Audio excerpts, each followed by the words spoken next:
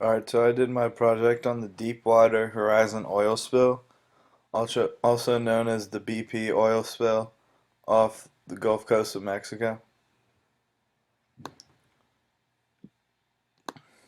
It occurred in April 20th, 2010, and there was leakage until July 15th, 2010. The speed of the onset: 4.9 million barrels of oil were released into the Gulf of Mexico for 87 days.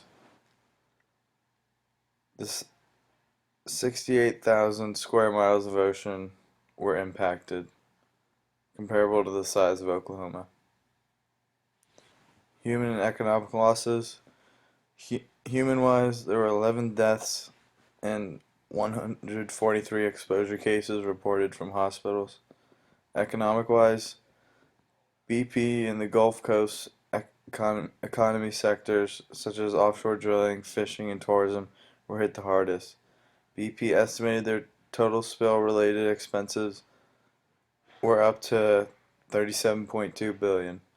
The U.S. Travel Association estimated that the economic impact of the oil spill on tourism across the Gulf Coast over a 3-year period could exceed approximately 23 billion. Primary and secondary responses. Primary: BP placed a 125-ton containment dome over the largest leak while piping the oil to a storage vessel. This only worked in shallow water, though.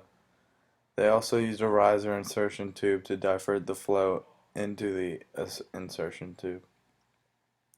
Secondary: there were containment booms stretching across ecologically sensitive areas to contain the oil, and there was Corexit oil dispersant released into the oceans by planes above. Marine recovery-wise, marine and wildlife habitats are still being affected from the oil spill, so there hasn't been a full recovery yet.